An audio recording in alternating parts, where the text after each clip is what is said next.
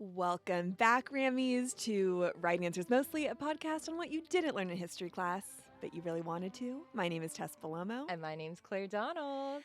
And we need to talk about it. Guys, we sold out. We did the damn thing. We had our live show. It was, I feel so sad that it's over, but like, I'm trying to be like, smile because it happened. What's the expression? Don't cry because it's over. Smile because it happened. I know, but I think that's what they say. Now I'm just like, I just wish we could relive that day over and over. Same. Although I will say, like, the anxiety. So before, like, right before Tess and I were about to walk on stage, I literally looked at her and I was like, why do we do this to ourselves? Because I was just like, you know, with theater, Explain. you know what to expect with the dance recital, you know what to expect. Also with theater, you have a character to hide behind. Yeah, not here.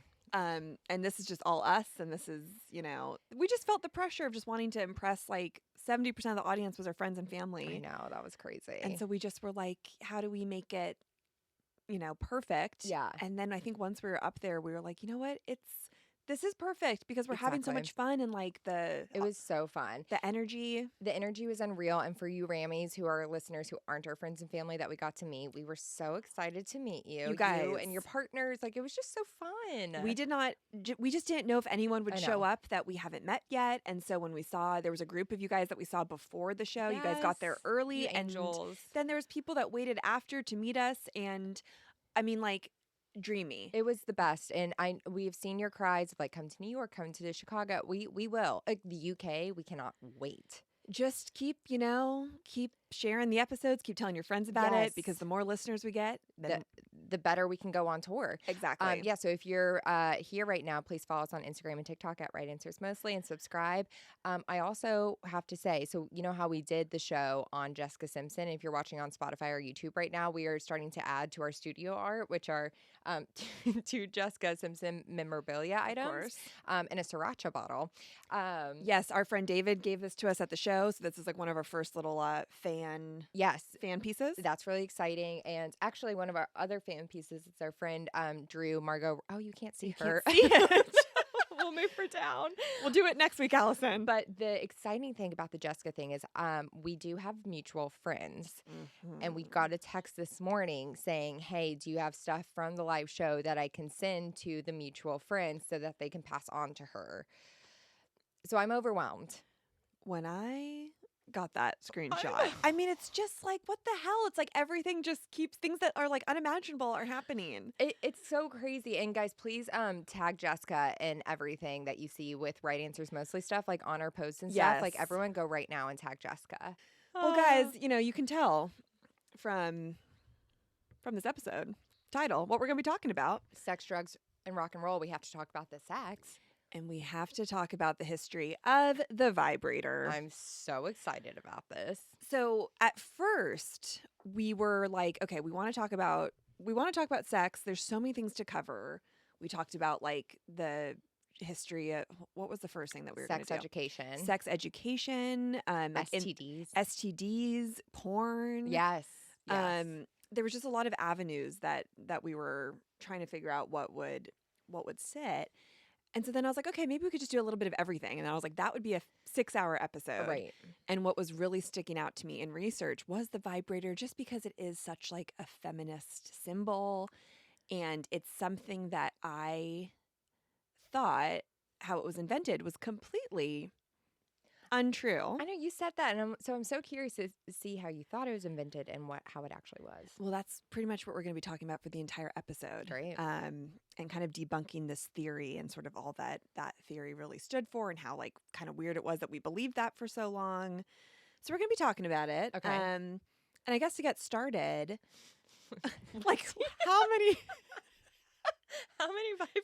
vibrators do you own, and how many times a week do you use a vibrator? Yeah. Just kidding, Claire. Just kidding. No, I am thinking, I'm going to try to not think about my mom listening to this episode, you know? Yeah, there's some things you just got to tuck away. Yeah, so maybe No. if it's like, there's certain people where I'm like, maybe skip this one. I'll see you next week. Yeah, this isn't going to be a graph. It's not really, it's not really a graphic episode. We can take it there. We can.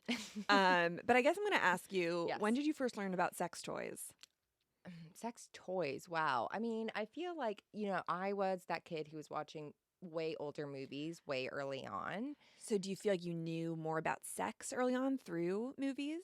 Yes, and through like my sister. Like I have an older sister. I'm the younger sibling, and I feel like that's also like a common thing of Yes. like my sister's gonna be like, "Don't bring me into this." But like I feel like I knew more stuff, you know, Would you ask her like, what's it mean to like kind of, but then also like not. right? And then I feel like I would hear things and then just be like, I'm gonna interpret that the way I'm going to interpret Right, it, because you then know? your imagination runs wild. Yeah, it does. But like knowing about sex toys, I don't know. Yeah. What about you?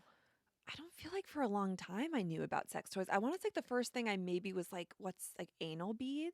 But Oh I wow, fe- what one to start off with? but I feel like it was in a movie or something. Yeah.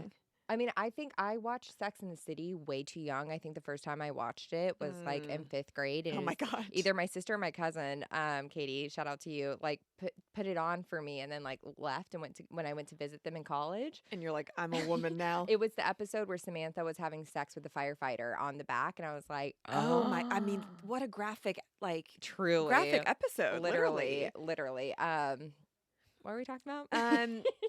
Yeah, just like I Anal just got, beads. got Anal lost in a beads, moment. right. I really don't remember my first time like learning about a vibrator. I think I associated it with like what you do when you are a woman and like Yes. an adult and like Yes. never thinking that that was something that could be in my sexual world. Well, like female masturbation, like you guys, this might sound crazy to you, but like I really didn't even know it was a thing until I was like 20.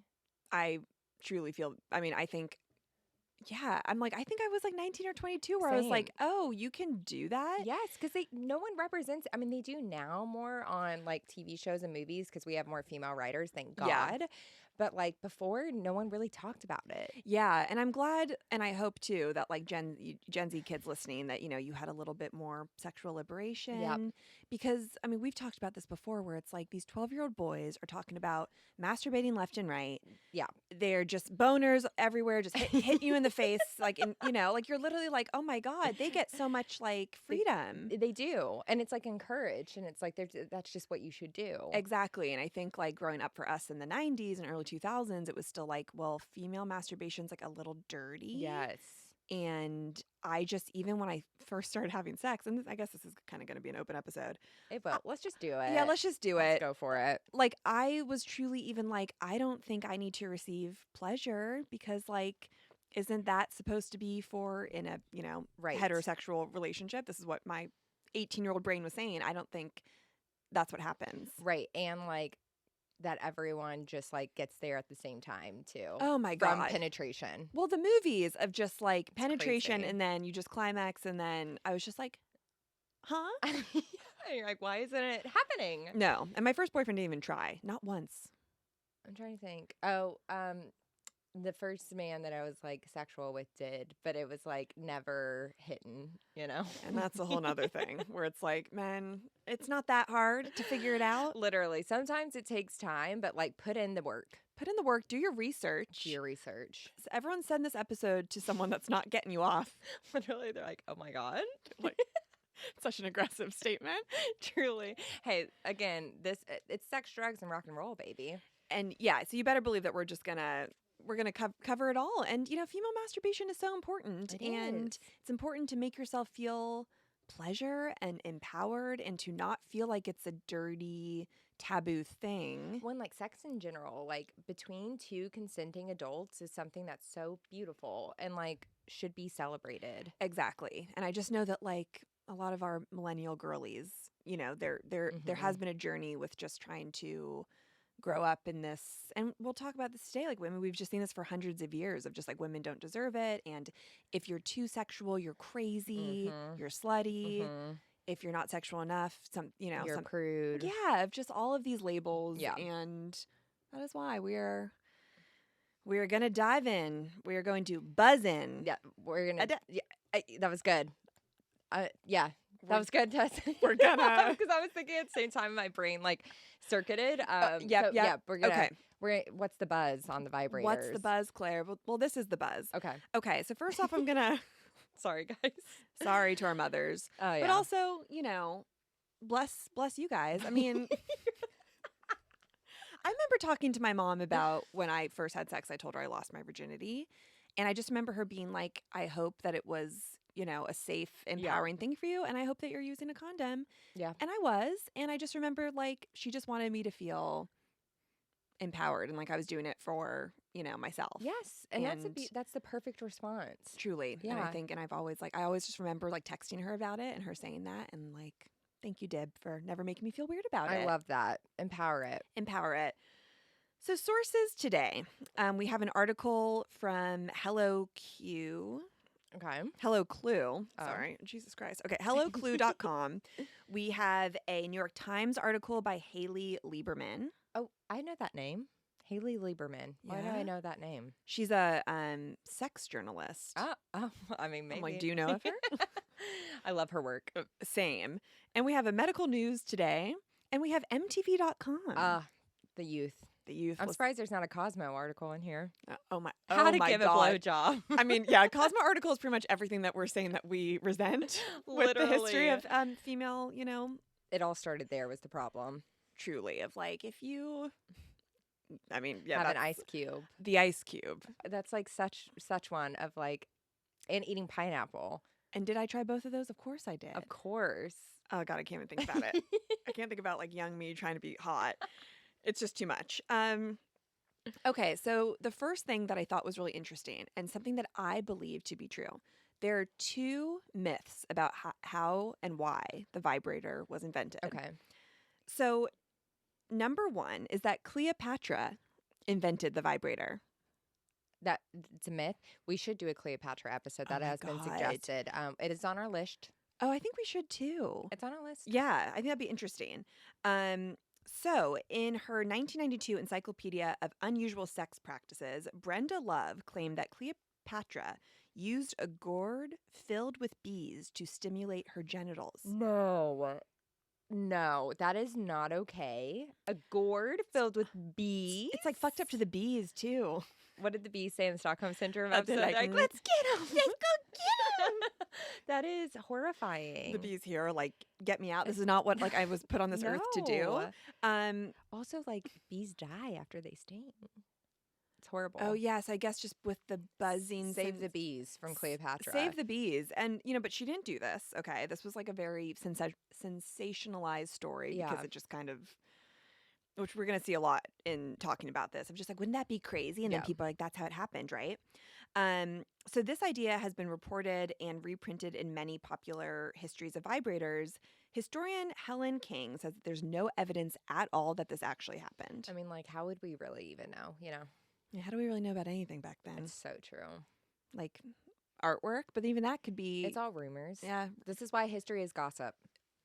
Ain't that the truth? And that's why we're here today, and that's why we do this so well. Exactly. Okay, so the second myth, that this is going to be the bulk of the episode, because I think this is just so fascinating. It's that vibrators were invented to cure female hysteria. I feel like I have heard that before. Yes. Okay, so many links have been made between vibrators and the diagnosis of hysteria. The term comes from the Greek hysterica, meaning uterus. Oh. So, like, already it's like, oh, a woman's uterus and hysteria. Together. Yeah. Right.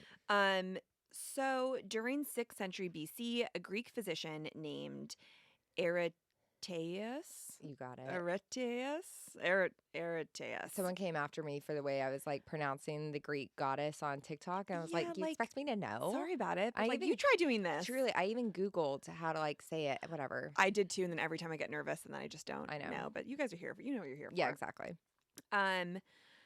So this Greek physician theorized that the womb could move freely around a woman's entire body, causing physical and mental distress. Well, yeah, that would be distressful.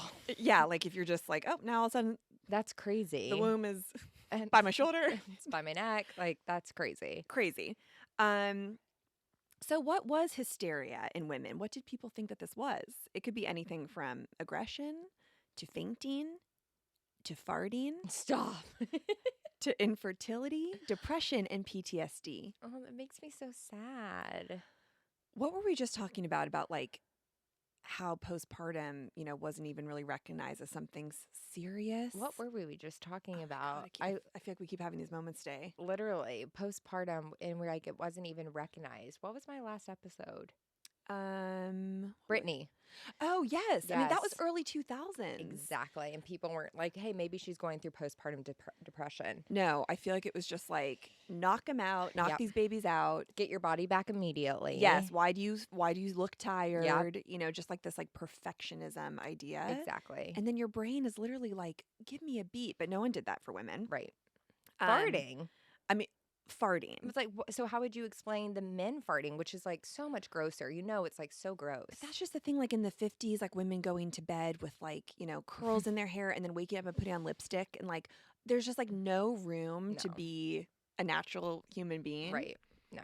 Which is another reason why we love Jessica Simpson so much, because she really taught me that like you can talk about your bodily functions and still be like a attractive and interesting woman. I mean, just look at her. This woman farts. Look at her. And she has that hair. I mean, come on. So, yeah, so not great. So in 1748, French physician Joseph Rowland described hysteria as a vaporous ailment, which means an illness spread through air population in large urban areas. So you could just get it You could just catch it. like I could catch it from you right now. You could catch it from me. Well, hey, you probably would. We would definitely pass that on to each other. Hysteria. We're already there. That's We true. already have it. So you need to like wear a mask to like Yeah, maybe this was like the original COVID. Sorry to even bring it there. I know, I'm sorry. So while Joseph noticed that both men and women could contract hysteria, women were, according to him, more predisposed to this ailment because of their lazy and irritable nature. Lazy? In what century have women ever been lazy? Like, can't think of one. Of course not. No. Irritable, maybe, sure, because we have to deal with you guys. Yeah, irritable, we'll give you that, of course. Yeah, Of course, but course. lazy.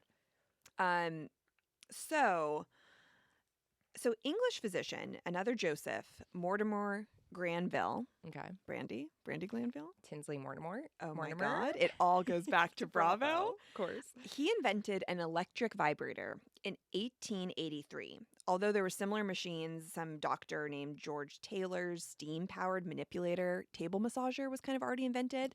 Basically something that was like, it was buzzing. It was buzzing, and people were like, huh. Yeah, just like, this seems interesting. Huh. So that was used in France. But this Joseph and the U.S., but this English physician was kind of the one to like really get it going. And it's a man. It is a man. Okay.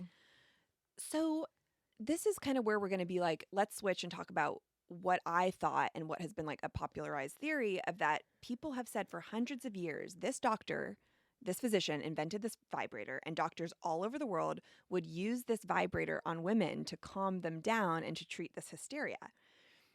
This became really like a popular theory in 2012 because there's this play called In the Vibrator Room by Sarah Roll. Oh. It's an amazing play. It like takes place in the 1800s, and it's like a dark comedy, and it's about how this happened and the invention of the vibrator. It's so smart. And I remember reading this being like, this is the most interesting, like I just can't believe it. And then there's a movie based on it with Maggie Gyllenhaal too that kind of had a moment. And so that sounds kind of familiar. Yeah, I'm forgetting what. Oh, was it? Oh, that actually may have been just based on the play. So this is where our little your friend journalist Haley Lieberman Right. comes in, the New York Times author, sex historian.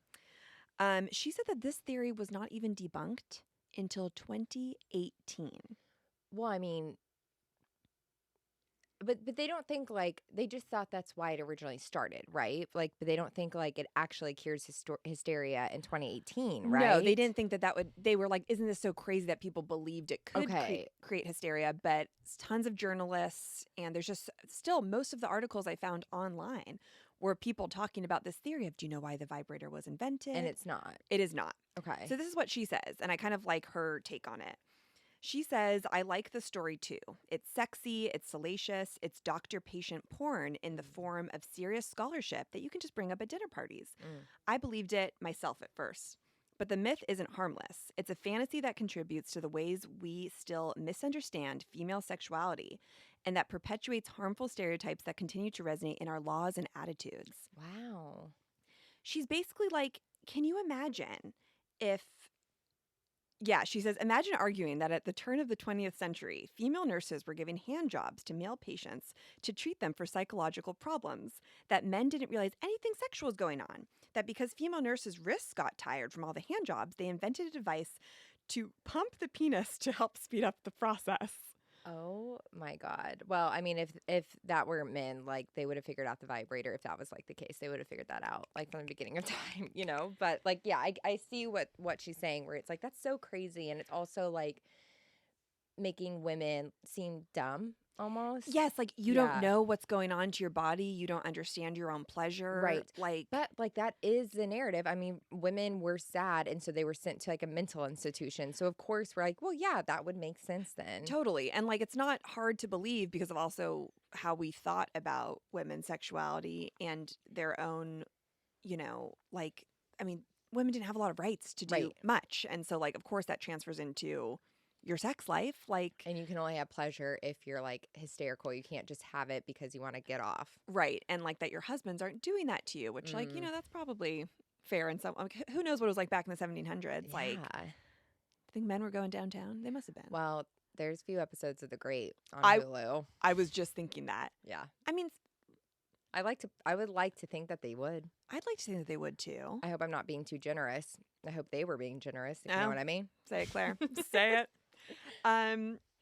So she goes on to say, like, attempts to control women's sexuality are based in part on the same beliefs that undergrind the vibrator myth, that women don't understand their own sexuality. They should not be the ones in control of it. It makes women seem ignorant, passive, and easily duped by manipulative men. Mm-hmm. So here's what really happened. Let's take it back.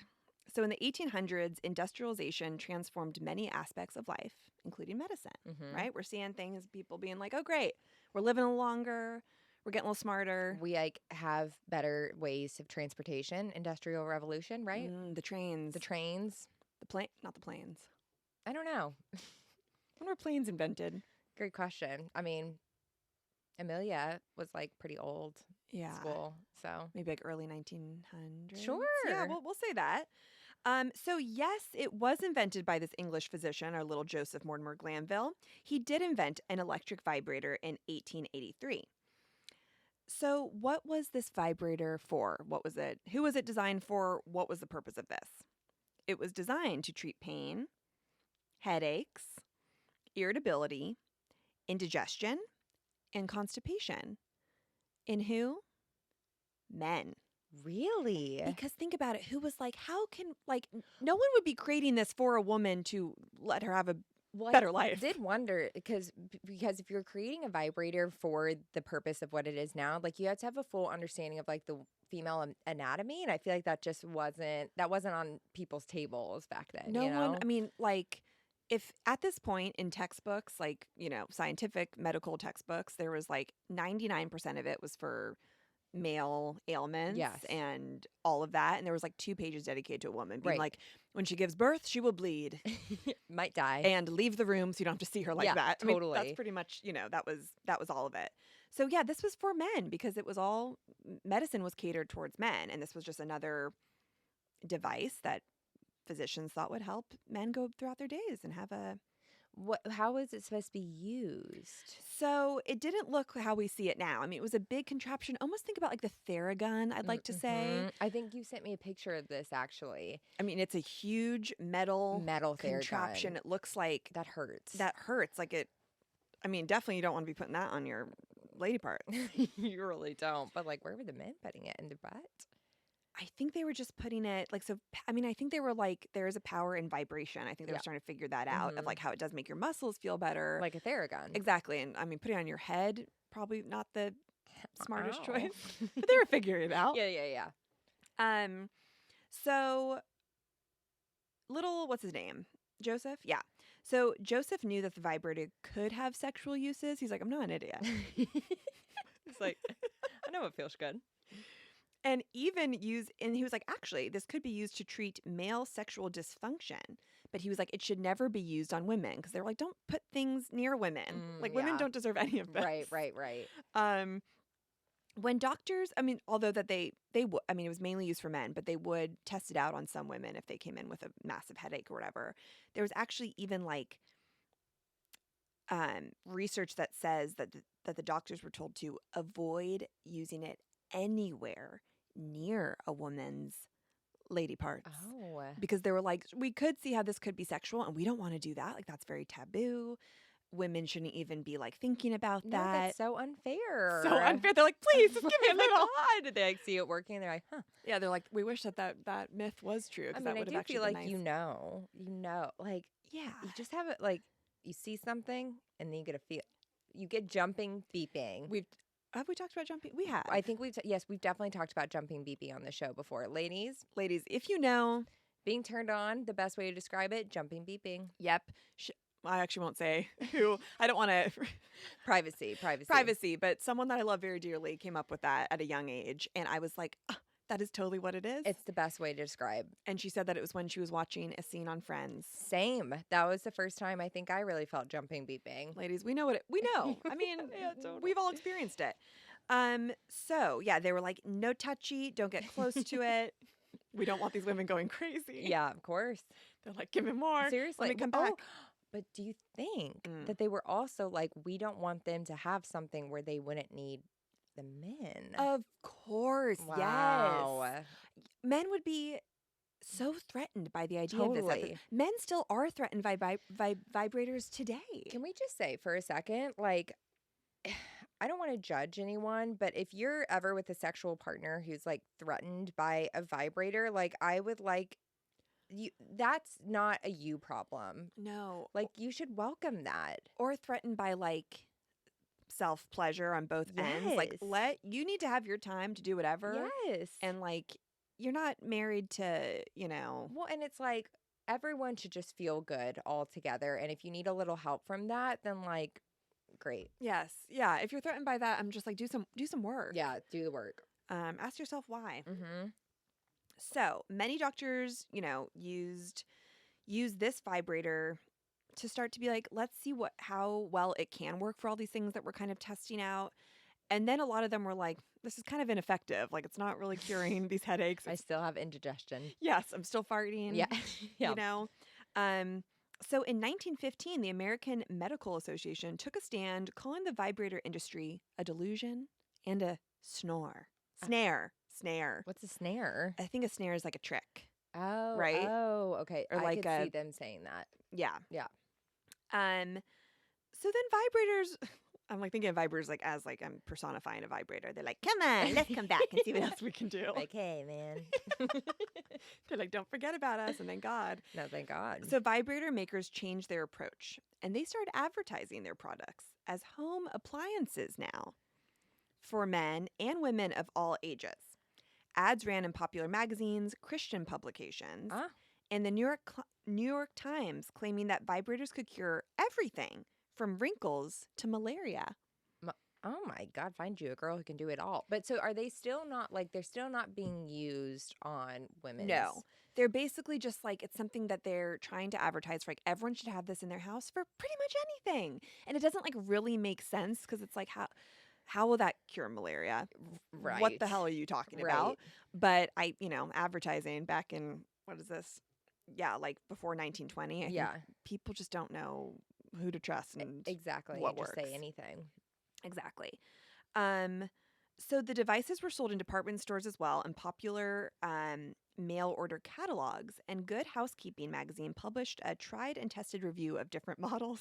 It is just so funny to me that it's like in a Sears or whatever, just like on big display. I know. Just like imagining like housewives, just like, I guess this isn't the 50s yet. But yeah, it's just like, what is. And is it called a vibrator? It's called a vibrator. Okay. So, like your question, were people using them to masturbate? Advertisers certainly seem to be hinting at it at a certain point when they're like, sales are still not what they like. We can't say, yes, go use this to masturbate, but we can say it through the art of, a little wink wink. A little wink wink. So at 1908, what's advert for the Bebout vibrator? Advertisement for the Bebout vibrator? Some sort of vibrator. Assures readers that it was invented by a woman who knows a woman's needs. So once again, they're being like housework, wrinkles. Like a woman's needs You know what we're saying. cover a lot. Exactly. So Joseph says that although many ads use suggestive language, companies didn't write anything about masturbation because they weren't allowed to. And like, think about this time too. Like, even for men at this time, masturbation is incredibly shameful.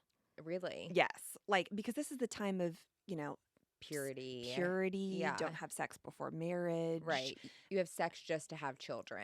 Exactly. Right. Exactly. And like, as we go into, the 40s and 50s and like that really conservative time, we see husband and wife not sleeping in the same room, like Not sleeping in the same bed. not sleeping in the same bed. Yeah. Yeah. And so it's just like, we're not, even for men, like I'm sure, there was more, of course, like freedom for them, but I doubt that they're like around their bros talking about like how.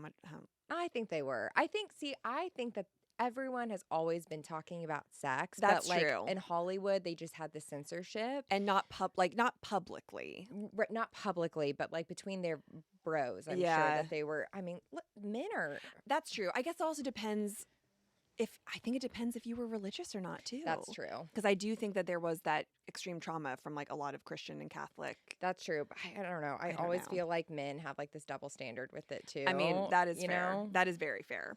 Not to generalize, but here I am. But this is why we're here. Yeah. So there were, even there were laws about talking about these kind of things. So, in the in the 1873 Comstock Act, this meant that vibrators could not be openly advertised as sexual products. To avoid prosecution, vibrator manufacturers adopted the strategy used by contraceptive companies. They emphasized the non-sexual uses and used like artsy, sort of flowy language and imagery to hint at it. So it was truly illegal. That's crazy. Yeah. And so it's like, who is that hurting? No one. Exactly. But then we get into the 1920s and we're seeing a little bit of some movement in different ways. So in 1920s, do you know what stag films are? No. Stag films were pornographic films of the early 20th century featuring medical vibrators in a sexual context. Oh my God. Is this the first time that they're like seeing it that way? Yes. There's still like, you didn't talk about watching these movies. It right, wasn't of like, course. Well, people don't but even really talk about porn, like watching porn openly now. That like, is very true. It still feels a know. little like, oh, you're a dirty little addict in your Exactly. basement. And do what you need to do. As long as it's all, once again, safe and consensual. Go off, girl. Go off. So people are watching these and they're like, okay, now I feel validated because I probably use this. Oh, you know they have. So everyone's just sitting in the theater like, yeah, they're like, yes, finally, yes. I always think it's so crazy. Like, also, like for these stag films in the 20s, they had to go to a theater and watch it. Like there are like I didn't porn even theaters think about that. And it's so weird. And all these men are just like touching themselves. I actually think you're not supposed to touch yourself because I think that's why Pee Wee Herman, R.I.P., got arrested. And I could be speaking totally out of turn right now, but I need like a Diet Coke. I need a Diet Coke. Because I think he was at one of those theaters and he. I mean, what are you supposed to do when you're watching that? See, you just get blue balls, right? You must. It's like, what's the point? But I mean, What in is the the point? 20s, I guess, like, I don't know what the rules were. We'll see if we got that later. I'll fact check. No, I think that is very true. Yeah. So we're seeing a little, some sort of liberation, mostly for men, because women aren't going to these theaters. Right. However, little Alfred Kinsey. Yes, the Kinsey scale. The Kinsey scale. The man that one of the first people, because I'm sure there was tons of other people, that came up with sexuality as a spectrum between 1 and 10? 10 or 1 and 6. Maybe it's 6. I want to say it's 6. I feel like we talked about the Kinsey scale on here before too. Yeah, we have. And it's like 1 is you're completely gay and 6 is or is it the other way? One side is like you're completely straight. 1 and is 1 is straight and 6 is gay. Gay, something like that. Do your homework, Rammies. But, yeah. Also, that'd be an interesting episode That just to like really interesting. get more into it. So little Alfred publishes some groundbreaking research. Which also, I agree, sexuality is a spectrum. Of course. Yeah. And nothing in life is black and white. No. Everybody's a little gay. Everyone's a little gay. It's gorgeous with love and light. I mean, literally. Just do whatever you want that makes you feel good. It's just so, like it's just always so wild that anyone... That there's all these boxes around things. Exactly. Like fall in love, have sex. Yeah. Do your thing. Yeah. Who cares? Have fun. Have fun. As long as it's wrap it up. consensual and safe. And wrap it up? Yeah. Wrap it up. So Alfred is like, I'm going to dive a little deeper into female sexuality. Thank God. It's about time. Thank you. We've been waiting. We have been waiting for you. So women are like, if we could just get 2 pages in a textbook. Seriously. So his research, this is in 1954, and his research finds that 62% of women that he surveys have masturbated, but they didn't mention anything about vibrators, but they're like, honey, our hands, we know what to do. We know what to do. Also, like a pillow. 62. Oh, like humping a pillow? Yeah. Like something. Oh, Some yeah. friction. I mean... Tess's face. I can't. I know your story. When we were all young, you just feel a little confused. You just try to... You feel confused. You're just humping whatever you see, kind of. Try to work that out. If you guys aren't watching Pin 15, like you've got to, it is the female experience. Pen 15 validates everything as a young... When you're going through puberty, Yep. that boys have the chance to explore, Yep. that women just, Don't. It's on Hulu. Check it out. It's so good. Oh my God, it's so good. I mean, like they're making out with their bedposts. Yes. And they are humping pillows. And Humping their bath mats. Humping their bath mats. And we're all just feeling... We're just working it out.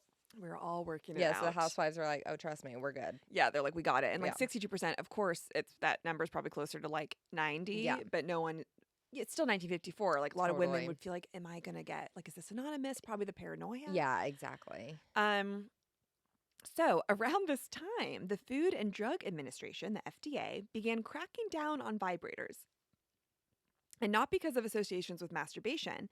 The FDA had an issue with the marketing of vibrators for cure-alls. They were like, guys, we need to take a step back because we can't just be saying like, this cures malaria and, Oh, okay. I guess that's fair. I was like, stay out of it, fruit and drug. Like a vibrator is neither, but I guess it was being used as like a drug. I think they were just like, we can't safely say and stand behind that, That's like, fair. this can cure all of your needs. No, that's fair. That's probably a good thing. And I guess also this time, people were thinking and really focusing on them as weight loss devices. I mean, from the beginning of time, people have been like, we'll do anything. What was the thing that women used to just go into and like shake? Just shake them, just shake you all around. Like it was like a exercise thing. Yeah, it like shook your butt, I think. Crazy. It is crazy. Crazy. So the FDA is like, let's chill a little bit. Yeah. Let's take it back and let's not like put a temporary hold on vibrators, but they were just like this. Well, I think it's like call it what it is. Exactly. So there's kind of a decline because Yeah. like it doesn't really have a space to be marketed as something sexual and for pleasure. It also now doesn't have a space in like the medical world. Right. So we see a little break. So yes. Oh yeah, this was just more about how before vibrators were like it for women, it can make you have a faultless complexion, a proportioned figure. There's no more need for powder, paint, pads, or other deceptions if you have a vibrator. Oh my God. Just makes you glow. Just makes you glow. Hmm. But now we're getting to the 1970s. And what's going on for women in the 70s? Free love, baby. Free The love. pill, sexual revolution. Ah, what a gorgeous time. Gorgeous, What a truly. gorgeous time. So radical feminists in the 1970s transformed the vibrator from this weird old, like, have around your house to help you with, like, chores, essentially, or whatever the fuck it was trying to say, to a tool of female sexual liberation. Love We're it. finally here. Oh, we're here. It's been so long. We've been waiting to get here Yeah. just to be like, yeah, go It's been a journey. On go this use it episode. and, light some candles and Yeah. put on your favorite vinyl and have a good time. And light up a joint. Oh my God. Now we're talking. Now we're talking. So at Betty Dodson's body sex workshops, I guess they were like a woman who was very much like, come into this space and let me teach other women how to explore your own sexuality and how to touch yourself and how to like refocus, pleasure on you and not your partner. It's so interesting that it was like done in a group setting. But do you remember on Sex and the City? Remember when they go to that workshop? I think they also go to a workshop on Good Girls Revolt. Interesting. With our Rami Genevieve Angelson. Oh my God. There's like where they go in a room and Genevieve's character brings them there to be like, Wow. look what you could have. But it's like, oh, that's great. And then you also are like, how did that come to be? And it's because like women couldn't access that information Yeah. publicly, or, you know, so it's also kind of sad that like you're going into this probably like taboo still, you know. Yeah. It's all just a little, I just it's like complicated. it is like sure there should be no shame, but it is something that like sometimes you do feel like you would like to learn about privately. Oh my you know? God, totally. Like you don't want to, you know, I get why they didn't want to be shouting it from the rooftops, but I think there's also just a little like, might not even be able to talk about this with my partner. No, for so sure. that's why I'm going I'm here. just imagining like sitting next to you in a room and someone being like, touch yourself. Yeah, just like, That's what I mean. Just being like, okay. No, for sure. Yeah. It's a lot. So this Betty woman and other women in workshops are really focusing on changing the feelings of guilt about Love. masturbation to feelings of celebration, so that masturbation became an act of self-love, Yeah. which is a beautiful way to put it.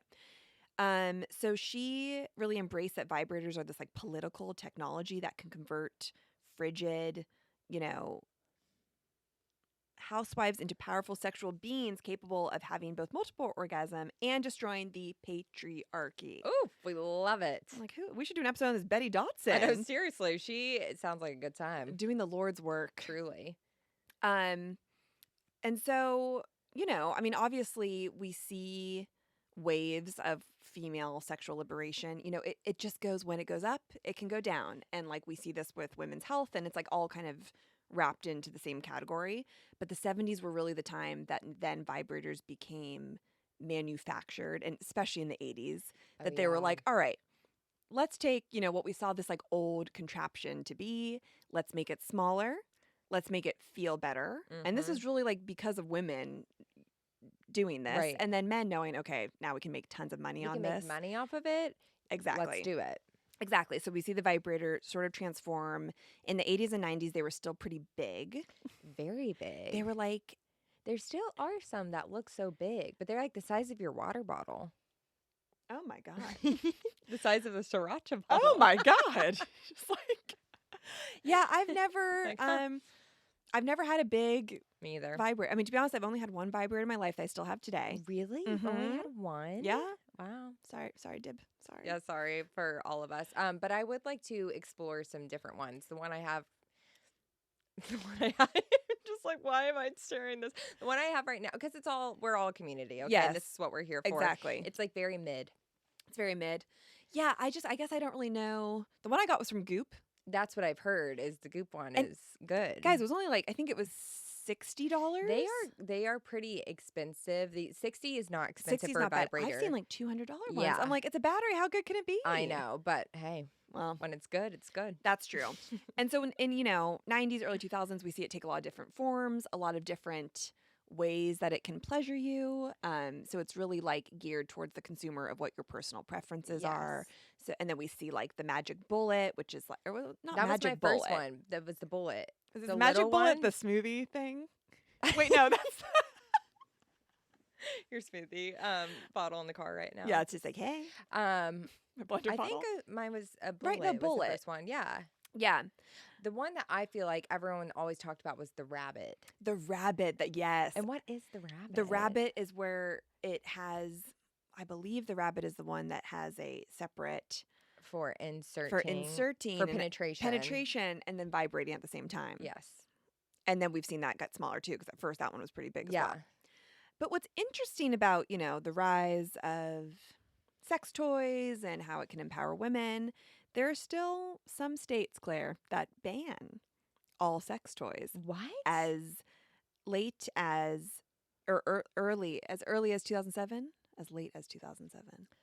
Why can't I think of as early or as late? Late, as 'cause it's, like, late as in life. Right. Yes. But it's also like I can't believe they're banning it right now. Yeah, or no. So so it says Oh. Alabama, for example, where a ban on all sex toys was upheld as recently as 2007. Okay, so then it went We're away in back. 2007. Went away in 2007, but that is crazy. Why? Like, why do you care?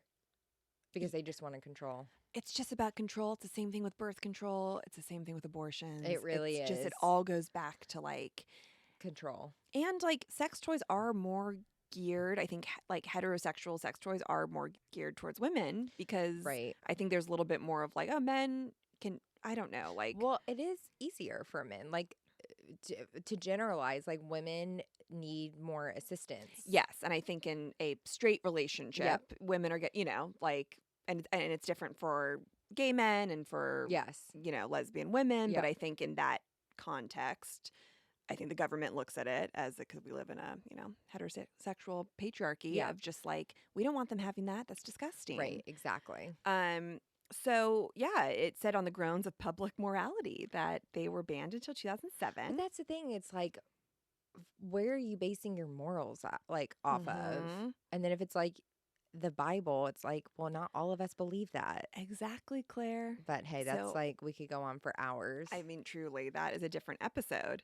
And yet we still live in a sexually repressive era where double standards are everywhere. Sex toy advertising is restricted by Facebook, Instagram, and other venues. It is, because I've definitely seen some influencers that have like Bellomo vibrators. Oh, really? Yeah. On Facebook and Instagram? On Instagram. I've seen a post on it for sure. I wonder. Oh, this article actually might be from 2018. I wonder if it's changed. I mean, again, I think they were for a really long time, especially the start of social media. It was like absolutely not. Right. But I'm glad that now there's like a little bit more visibility around it. But it's funny, Claire, because ads for erectile dysfunction products are just allowed everywhere. Yep. That's so interesting, isn't it? I mean, the amount of money and research put into ED. Yes. And which is like, yes, you should you should get that help too. There should, yes, that shouldn't be like, overlooked. Like that is No. a real thing that men need support. And Yes. also a lot of less shame around that too, because it is so 100%. normal. Like, yes, but at the same time, then we all need to see equality around it exactly. too. It's like the pill really only started people researching what that really does to your body and hormones and mental health until like maybe 10 years ago. I know, and I feel like there's still like not that much research about it. I know. I sometimes feel frustrated even going into like my doctor to be like, so I've seen things on TikTok of like a lot of women are now saying like the pill isn't great for you. Like, can you talk about that? And they're like, there's nothing that says it's like bad for you. And I'm like, please give me a little bit more information. Right. And like, I don't think it's. But they might not even like have that yet. I know. So it always kind of feels like a dead end. Yeah. They're probably frustrated that you're bringing TikTok knowledge to them. I know. And also like a reminder to not be getting all of your information from TikTok. Definitely not. I mean, I think any medication or pill that you're taking every day, I think it's normal to like be like, is this. Well, I know, fine? because and we should like question it, and then I think like, well, if the FDA regulated that, but like that doesn't always mean I know. it's safe either. I mean, I'm so. still happy taking a pill until same until I do not have to anymore. Same. But always good to explore your options. Exactly. Listen to your body. Not everything is for everyone. Yeah, exactly. So that's crazy. But we are going to end the episode with some vibrator fun facts. Can't wait. And this is from MTV.com. Check out our MTV episode. So, Claire, the market for vibrators is $1 billion, more than twice the condom market size. Well, it's like, everyone hates condoms.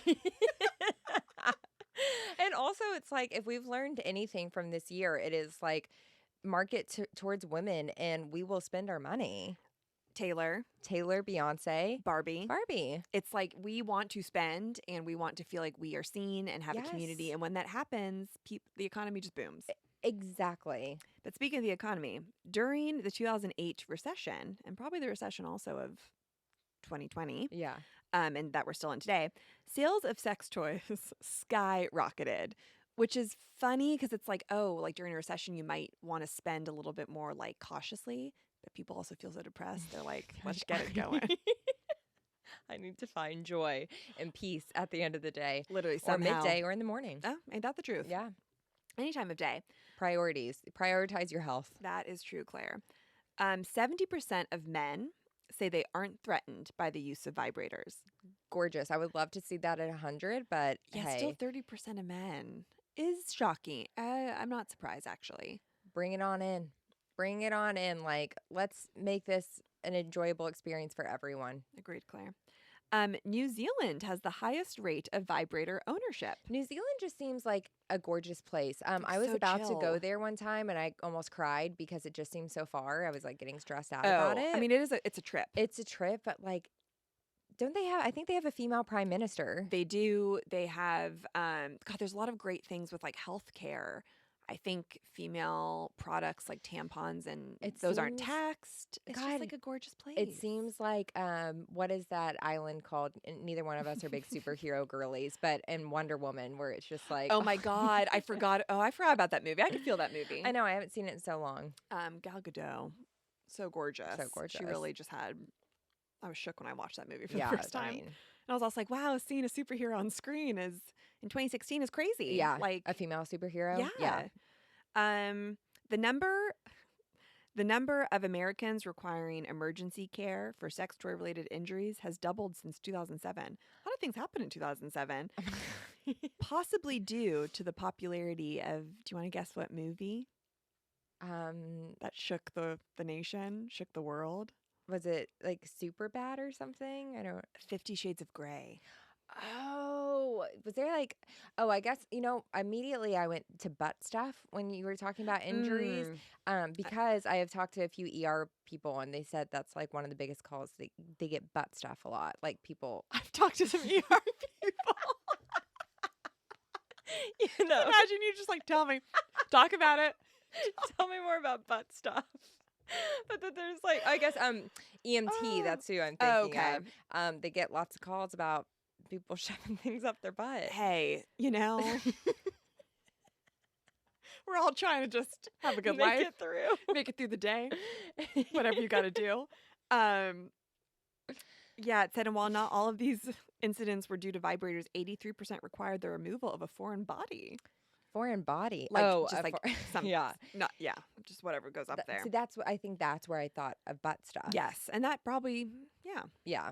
shove it a little too far up there. Exactly. It's all fun and games until it's not. Exactly. And then this one, which I always thought was a myth, but this says on MTV.com, so don't come for me. Experts say that the best way to know how a vibrator will feel downstairs is to test it. Do you know what part of your body you're supposed to like test it on? That's not your genitalia. Your boobs? The tip of your nose. Huh? Which I heard this, I remember in like middle school, and they were like, if you wanna know like how a vibrator is gonna feel, like, I've never heard that before. yeah, which I'm like, everyone go try that out right now. Wash it first. and Wash then- it. Hygiene. Hygiene. Yeah. Wow. Interesting. Will it turn you on? Or you're just like, I no, think that if it's perhaps like a the good... sensation or like what kind of maybe speed or like Right. intensity you want to, just right there. Wow. And my friends, that is the history of the vibrator. Gorgeous, Tess. Fun time. How fun. Yeah, I just thought it was so interesting to know that like I truly thought the hysteria thing was true until 2 weeks ago when I started this. I did too. And like, truly up until this episode, or like in the middle of this episode, I was like, what's the problem with even thinking that? But there is a problem with thinking that. I know. It's that New York Times article that really like put that into perspective for me. And I was like, yeah, it is just like, extending that narrative. That's just not helpful to Exactly. to our, female liberation and the process of that. If you are a vibrator company listening to this, call us, or if you know one. We've tried to get a hold of a few, but We really have. We're like, you guys want it? We could have featured a vibrator right here. right here. We still can. This could have been you. Yeah, we'll Photoshop it into It's just a floating vibrator. Gorgeous. Oh, you guys, I hope that you're like, I know, we have listeners from all walks of life, but I hope that you just can like know that it's a safe space to explore your sexuality. And Yes. That's why I was excited to do this episode, because I think like if even when I was, 23, 24, like I would have really wanted to hear someone same talking about this and validating like kind of how the shame was so problematic, and also how we don't need to like take that on anymore. And sex is not a gross thing. It's not. If it's consensual, self-pleasure is a beautiful Exactly. thing. And there is just so much shame around it, and it's really not fair. I know. Yeah. And like, I feel like it could give you some self-esteem, Of course. Yeah. Yes, because you're not going to know what you want with a partner until you know what you like yourself. Exactly. So like it's doing everyone a service. Exactly. And there's vibrators for like all types of wants and needs too. Exactly. So And we love that. there's also like rings for the male partners. Oh yeah, what are those called again? I think cock rings. Oh yeah, Sorry to cock take it there. cock rings. I was literally talking about one yesterday. Oh, were you? With Alice. Oh. What were you guys saying? You know how like hot girl walks get Oh, for sure. You're they like, get out of control. ever heard of a cock ring? Just like in the neighborhood. Literally. I mean, yeah, that's why like, and I wish, we had time just to talk about so many different I sex know. toys and, sex toys for different people and, all of it. Because it is just such a huge market. Different couples. Yes, for yeah, different like we definitely couples. were focusing on mainly like female identifying. Yes, because that is what I can speak to. Yeah. But I mean, like there are so many things that, So many things. and we love the creativity, Yeah. and we just want everyone to feel, good about themselves. Yeah, and we were really vulnerable with this episode, so We'll probably spiral about it on the way home. Be like, should definitely. we cut 50%? But I think that is, I think it's like if we want to take the shame off of it, then you kind of have to put yourself out there. yeah, we do. So And it's also like everyone does it. everyone does it, and we're adults. Yes, like, who I know. Sometimes I cares? feel 16 years old. I'm like, oh my God, I can't believe people are going to know I have a vibrator. It's like, who cares? Seriously. Also, it says explicit on this episode for a reason. Exactly. So whatever. Exactly. Ram after dark. Ram after dark, Oh, honey. That sound was really loud. Sorry. They know. At this point. I winked. But kids, you know where to find us at Right Answers Mostly on TikTok, Instagram, YouTube. Subscribe. Write it if you have a nice comment to write. Please write it in the reviews. And if you have some constructive criticism, DM us on Instagram. Exactly. And we are going to have a re-release next week. I think a re-release. And then the week after, Claire's going to do a really exciting subject. You guys have been requesting it, and I have been researching. Should I just say it? No, well, I'll save it. Well, I guess because we re-release next week, you should say it to get them guys. excited. Yeah, to get excited, we're doing Stevie Nicks. Okay, You heard heard? it here. We're doing her. We've been listening to you. And we are going to, and I have gotten started my research. I just got to the part where she met Lindsey Buckingham, so shit's getting crazy. Exciting. Yeah, Yep. so we're going to do Elvis next week. Yep. And for those who haven't listened, during re-release weeks, it's really helpful if you share it. Yes. Our numbers really go up for re-releases. So that's also why we do it, because we want to get other people in the Ram fam. Exactly. And we know that also a lot of people that are already in the fam haven't listened to every episode. Right. So with Priscilla, we really want to highlight this. Yes, and we're going to be releasing wow, this just keeps going. But there's a new like we get it. There's a new Patreon out right now, and I think we should discuss Priscilla a little bit too. 100%. Celebrity gossip, but also like chatting. So We'll talk all about it, and you guys are the best. and we love you. And thank you for listening.